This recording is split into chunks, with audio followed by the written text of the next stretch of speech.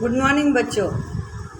आज जो हम लोग करने जा रहे हैं कक्षा 6 का जो एक्सरसाइज 7.4 है, तो वो अभी हम लोग सीखने जा रहे हैं। तो यहाँ पे बच्चों देखो, प्रश्न 1 में क्या दिया गया है कि प्रत्येक चित्र के लिए भिन्न के लिखिए और भिन्नों के बीच में सही चिन्ह, यानी देखो कि बड़ा, छोटा और बराबर, इक्वल, ग्रेटर, स्मॉलर, ऐसे जो चिन्ह है उसका प्रयोग करना है और उनको आरोही और अवरोही क्रमों में भी व्यवस्थित करना है। तो हम लोग पहले ही हमें पता ही है कि आरोही और अवरोही क्रम में किस तरह से करते हैं। तो बच्चों देखो, पहले यहाँ पे देखो कि अपने आकृति ए में देखो, आकृति ए में पहले हम लोग को कितने पार्ट है वो देखने हैं। तो हमारे आकृति 1 में देखो, ए के अंदर पूरे 8 पार्ट हैं। अभी 8 पार्ट में पहला जो वृत्त है, पहले वृत्त के अंदर 3 जो पार्ट है, 3 भाग छायांकित है। फिर आकृति 2 के अंदर, यानी ए में से दूसरे जो वृत्त है उसके अंदर 8 में से जो 6 भाग है वो छायांकित है। फिर आकृति जो 3 है, वृत्त 3 है, 3 के अंदर क्या हुआ है कि 8 भाग है और 8 भाग में से 4 भाग छायांकित है। और उसके बाद वृत्त 4 है, यानी ए का जो चौथा है, तो चौथा में 8 भाग में से 1 भाग छायांकित है। इस तरह से हमें यहाँ पे हमारा प्रश्न तैयार होता है, यानी 8 भाग में से 3 भाग छायांकित, 8 भाग में से 6 भाग छायांकित, 8 भाग में से 4 भाग छायांकित और फिर उसके बाद 8 भाग में से 1 भाग छायांकित। इस तरह से अपना जो प्रश्न है वो तैयार हो जाता है। अभी हम लोगों ने लिख लिया कि 8 में से 3, 8 में से 6, 8 में से 4 और 8 में से 1। ये आंसर के जो देखो कि ए जो प्रश्न है उसको हम लोगों ने लिख लिया। अभी उसके अंदर बच्चों की ये भाग देखना है कि हमें पहले आरोही क्रम से लिखना है। आरोही क्रम से का मतलब होता है छोटे से बड़ा, छोटे से बड़ा। यहाँ पे हर सबका एक ही है, इसीलिए हम लोग को हर को एक करने की ज़रूरत नहीं है, क्योंकि देखो कि आरोही और अवरोही क्रम करते वक्त हमें अपना हर है वो एक समान होना चाहिए। तो बच्चों यहाँ पे देखो कि 1 पहले तो पहले हम लोगों ने नंबर बना लिए, संख्या बना ली। संख्या बनाने के बाद अभी हम लोग को आरोही क्रम में लिखना है। तो आरोही क्रम के लिए लिखना पड़ेगा छोटे से बड़ा, और छोटे से बड़े लिखते समय पहले आएगा 1/8, फिर उसके बाद आएगा 3/8, फिर 4/8 और फिर 6/8। इस तरह से अपना आरोही क्रम बन जाएगा। उसके बाद अवरोही क्रम है, तो अवरोही क्रम में आएगा 6/8, फिर 4/8, 3/8 और 1/6। इस तरह से हमारा प्रश्न के जवाब हमें मिल जाएगा। अभी अपना बी प्रश्न है। तो बच्चों पहले बी प्रश्न के अंदर देखो कि जो हमारा बॉक्स बना है ना, तो बॉक्स के अंदर पहले तो देखो कि अपने टोटल कितने उसके अंदर पार्ट किए हुए, भाग किए हुए। तो एक एक जो पार्ट है तो सबका 9 भाग किए हुए, एक एक बॉक्स के अंदर 9 भाग किए हुए। और 9 भाग में से पहले अभी हम लोग को लाइन वाइज देखना पड़ेगा, वो 1 बाय 1 करके, कि किस तरह से हमारा ये जो पार्ट है तो उसके कितने भाग छायांकित है पहले देखेंगे। तो बी में देखो कि टोटल भाग है 9 में से छायांकित भाग है, कितने भाग है छायांकित, यहाँ पे है 8। फिर दूसरे जो बॉक्स है उसके अंदर 9 भाग में से 4 भाग छायांकित है, तीसरे भाग में 9 भाग में से 3 भाग छायांकित है, और जो चौथा लास्ट भाग है उसमें 9 भागों में से 3 भाग छायांकित है। तो इस तरह से हमारा जो प्रश्न है वो आकृति पे से 9 संख्या पे बन जाएगा, यानी 9 में से 8 भाग, 9 में से 4 भाग, 9 में से 3 भाग और 9 में से 6 भाग। अभी इसी को हम लोगों को आरोही और अवरोही क्रम में लिखना है। अभी आरोही क्रम में लिखते वक्त ध्यान रखना कि हमें छोटे से बड़े जाना है। यानी देखो कि हमारा बी में जवाब दिया ही है। हमारा पहला आएगा 3/9, फिर 4/9, फिर 6/9 और फिर 8/9। इस तरह से हम लोग चढ़ते क्रम में जाएंगे। फिर अवरोही क्रम है, तो आरोही क्रम में हमारा आएगा उतरता क्रम। उतरते क्रम में पहले आएगा 8/9, फिर 6/9, फिर 4/9, फिर 3/9। इस तरह से हमारा हो जाएगा। अब बच्चों यहाँ पे देखो कि 2/6, अभी तीसरा जो प्रश्न है, तो 2/6, 4/6 और 8/6 और 6/6 को संख्या रेखा पर दर्शानी है। तो बच्चों यहाँ पे देखो कि अपने एक लाइन बना ली संख्या रेखा बनाने के बाद अभी देखो कि यहाँ पे हम लोगों ने पहला जो प्रश्न था तो संख्या रेखा पर बनाने के बाद फिर यहाँ पे देखो कि 0 से स्टार्ट किया। तो पहले 1/2 1/6 लिखना पड़ेगा, 2/6, 3/6, उस तरह से फिर हमें वो दर्शाएगा कि 2/6, 4/6, 6/6 और 8/6। इस तरह से हम लोग संख्या रेखा पर दर्शा सकते हैं। और अगर हम लोगों को इसमें पता चलेगा कि देखो जो ग्रेटर है, जो बड़ा है, तो उसके क्या करना है, हमें अपना साइन भी लिखना है। तो देखो 5/6 और 2/6 में कौन सा बड़ा है, तो 5/6, 1/6 और 6/6 में बड़ा कौन सा है, तो 6/6। इस तरह से हमें यहाँ पे अपना दर्शाया जाएगा। अभी प्रश्नावली 7.4 का अभी हम लोग आगे सीखते हैं कि भिन्नों की तुलना कीजिए और उचित चिन्ह लगाइए। तो हमें वही करना है कि भिन्नों की अभी 3/6 और 5/6। तो बच्चों अपने यहाँ पे दिख रहा है कि 3/6 और 5/6 जो है, तो उसका अगर हम देखने जाए तो कौन सा बड़ा है, 5/6। फिर उसके बाद 1/7 और 1/4 इसमें कौन सा बड़ा है, तो हमें पहले इनका हर एक करना पड़ता है। तो हर एक करेंगे तो हमें अपना जवाब मिल जाएगा, क्योंकि हमें मिलेगा कि तो वो होगा 1/4। फिर दूसरा है 4/5 और 5/5। तो यहाँ पे हमारा 5/5 जो बड़ा है। फिर उसके बाद 3/5 और 3/7, तो उसमें हमारा बड़ा आएगा 3/5। इस तरह से हमारा जो प्रश्न 2 है वो पूरा हो गया। अभी हम लोग 7.4 का प्रश्न 3 करते हैं। ऐसे ही 5 युग्म लीजिए और उचित चिन्ह लगाइए। इसमें देखो कि 5 युग्म लिखना है, अपने मन से ही लिखना है कि 11 लिया है यहाँ पे 11/13 और 9/13। तो उसमें से 11/13 बड़ा है, 9/10 और 6/10। तो उसका भी क्या आ जाएगा, 9/10 है वो बड़ा है।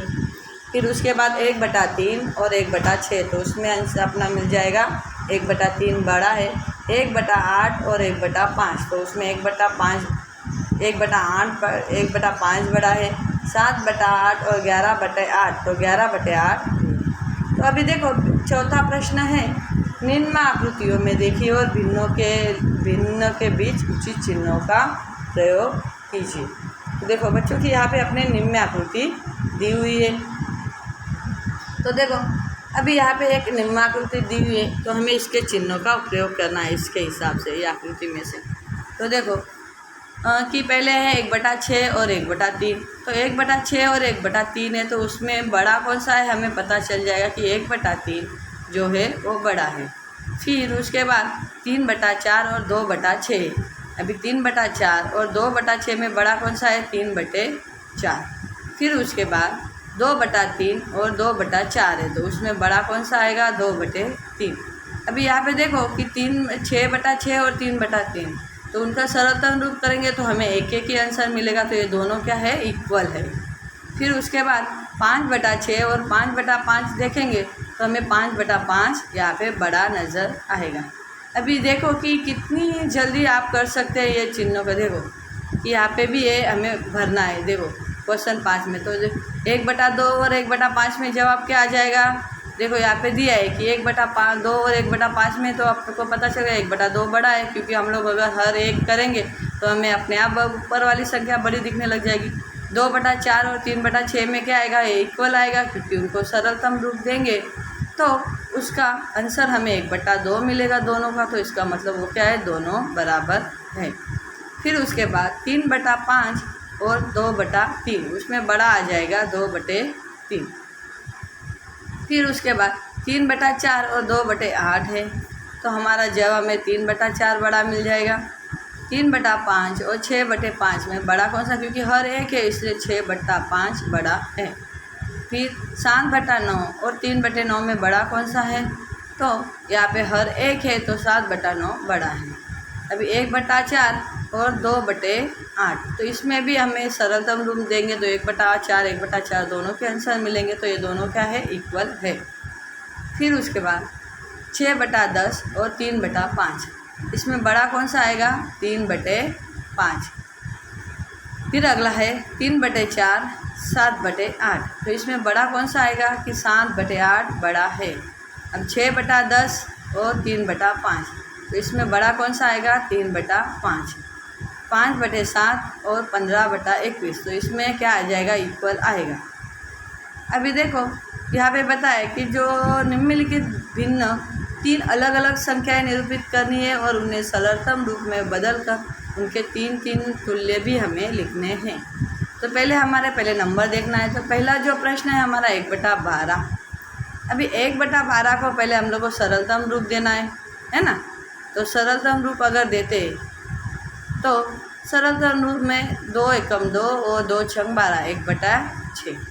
अभी 1/6 के हमारे 2 तुल्य अभी हमें लिखने हैं कि 2 तुल्य कैसे लिखने हैं कि देखो कि हमें कैसे बनाने हैं कि 1/6 तो 1/6 को 2 से गुना दिया तो 2/12 आ जाएगा।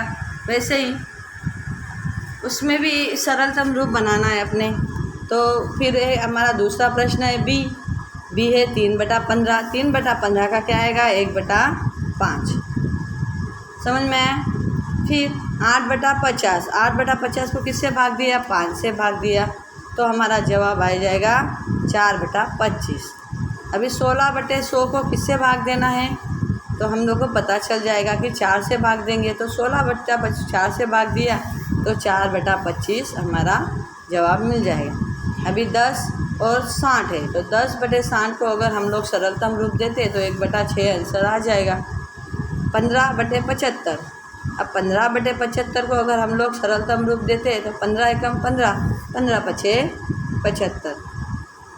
फिर उसके बाद 12/60 को दिया तो 12 एकम 12 12/5 60। 1/5 अपना सरलतम रूप आ जाएगा। फिर है 16/90 96। तो 16/96 को अगर हम सरल कर देंगे 16 एकम 16 16/6 96। तो इस तरह से हमारा 1/6 इसका सरलतम रूप मिल जाएगा। फिर है 12/75। फिर 12/75 अगर करते हैं तो हम लोग को 4 से भाग देना पड़ेगा। तो 4 से भाग देने के बाद 3 से भाग देंगे तो 3 से भाग देने के बाद 3 चौके 12 और फिर हम लोग 75 को भाग देंगे तो हमारा जवाब मिल जाएगा 25। यानी हमारा जो 12/75 का सरलतम रूप है 4/25। अभी 12/72। तो बच्चों यहाँ पे देखो 12/72 है तो उसको किससे भाग देना पड़ेगा 1/6 से, क्योंकि 12 एकम 12 12 छंग 72 12 के पहाड़े में दोनों नंबर आते। और अभी 3/18। तो 3/18 को 3 एकम 3 3 छंग 18 और अभी 4/24 25। 4/25 का देखो कि अगर हम सरलतम देते तो कोई ऐसे नंबर नहीं जिससे हम दोनों को भाग दे सकते। इसे 4/25 का जवाब 4/25 ही मिलेगा। और उनके सम देखो कि यहाँ पे देखो 1/5 का समूह है बी एफ और जी, ये हमें समूह मिल गया। 1/6 समूह है ए ई एन एल और के, यहाँ पे ऊपर दिखाई वो 1/6 का मिल गया। 4/25 के कौन कौन से सी डी आई और एल, इस तरह से हमें ये मिल जाएगा। अब बच्चों यहाँ पे देखो कि निम्नलिखित में से उत्तर करना है। निम्नलिखित में प्रश्न 7 ऐसे है कि निम्नलिखित के उत्तर दीजिए और लिखिए कि दर्शाइए कि आपके इन चिन्ह कैसे हल किया है। देखो 5/9 और 4/5 ये बराबर है। अभी बराबर है तो कैसे बराबर है ये हमें देखना है। तो प्रश्न 1 है आंसर देखो तो हमारा यहाँ पे जवाब में देखो कि 5/9 और 4/5। तो हम लोग को क्या करना है कि 9 और 5 उनका जो हर है तो उनको क्या करना है हमें 1 कर देना है। तो इसके लिए हम लोग को किससे 5 दोनों को क्या करना है कि 5 हर 1 करने के लिए हमारा हर मिलेगा 45। तो 45 हर बनाने के लिए 9 को 5 से गुना करना पड़ेगा और 5 को 9 से गुना करना पड़ेगा। और जो नंबर हम लोग हर को जिस संख्या से गुना करते वही संख्या से हमें अंश को भी गुना करना पड़ेगा। यानी देखो अगर 9 को 5 से किया तो ऊपर वाले 5 को भी 5 से, यानी 5 5 25 9 5 45। फिर उसके बाद अगर नीचे हर को 5 को 9 से गुना करेंगे तो 4 को भी 9 से गुना करना पड़ेगा। यानी 25 क्या आ जाएगा 4 9 36 और 5 9 45। अभी यहाँ पे जो बड़ा है उसके सामने चिन्ह लगाना है, तो 2 चिन्ह लगाएंगे तो 5 हमारा क्या आएगा कि 5/9 है वो छोटा है, एक 4/5 है, यानी 4/5 बराबर है। लेकिन यहाँ पे अपने प्रश्न में क्या दिया है कि क्या है, बराबर है या नहीं है। क्या 5/9 4/5 बराबर है, तो वो दोनों बराबर नहीं, क्योंकि उनके जो हम लोग जवाब निकालेंगे वो गलत है। फिर बच्चों यहाँ पे दूसरा देखो कि 9/16 और 5/9 ये दोनों बराबर क्या है। तो वही टेक्निक करो, 16 को 9 से गुना किया, 9 से 16 से गुना किया। अगर हम लोग 16 को 9 से गुना करते तो ऊपर वाले 9 को भी 9 से गुना करना पड़ेगा। तो 9 9 81 और 16 गुना 9 144। वैसे ही 9 को 16 से करेंगे तो 5 को भी 16 से किया, यानी 5 गुना 16 80 होते हैं और 9 गुना 16 144 होते हैं। और दोनों में अगर तुलना करेंगे तो 81/144 बड़ा है, यानी दोनों जो है वो बराबर नहीं है। अब यहाँ पे बच्चों ये देखो कि 4/5 और 16/20 ये बराबर है क्या, तो बराबर है करेंगे। देखो कि देखो 20 जो है तो ऑलरेडी है और 5 के पारे में 20 है, तो 5 को किससे गुना करना पड़ेगा, 4 से गुना पड़ेगा। यानी इसका मतलब दोनों के हर एक जैसे हो जाएंगे, दोनों के एक हर होंगे तो नीचे अगर 4 से करेंगे तो ऊपर के भी 4 से करना पड़ेगा, यानी 4 चौक 16 और 5 चौक 20, यानी 16 20 और 16 20 ऐसे दोनों का जवाब। इसका मतलब ये जो प्रश्न है ये क्या है, बराबर है। अभी आगे जो प्रश्न है अपना 1/15 और 4/30। तो बच्चों यहाँ पे देखो कि 15 है, 30 तो ऑलरेडी है, यानी 15 को अगर हम 2 से भाग देंगे तो हमारा भी हर 30 हो जाएगा। लेकिन 1 को अगर 2 से भाग देते तो 2 एकम 2, तो यहाँ पे तो 2/30 और 4/30 जवाब मिला हुआ 4/30 बराबर है, इसलिए ये दोनों क्या है, बराबर नहीं। यह हुआ अपना प्रश्नावली 7.4 का 7वां प्रश्न। अभी हम लोग 8वां जो प्रश्न है वो देखने जा रहे हैं। तो बच्चों 8वें प्रश्न में देखो कि ईला जो होती है वो 100 पृष्ठों वाली एक पुस्तक को 25 पुस्तकें पढ़ती है।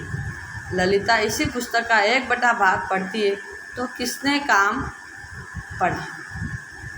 चलो किसने काम पढ़ा ये देखना है कि देखो ईला के 100 पेज वाली पुस्तक के पेज पढ़े 25 पेज, यानी भिन्न लिखने जाए तो 2500 में से 25 यानी 25/100 हो गया।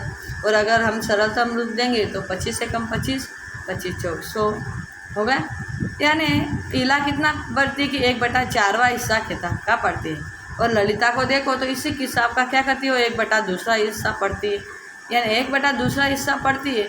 तो यहाँ पे हम लोग कौन ज़्यादा पढ़ती है, 1/4 छोटा है 1/2 से, यानी ईला की पुस्तक का कम हिस्सा पढ़ा है। ईला ने जो है तो पुस्तक का कम हिस्सा पढ़ा है। अभी प्रश्नावली 7.4 देखते हैं।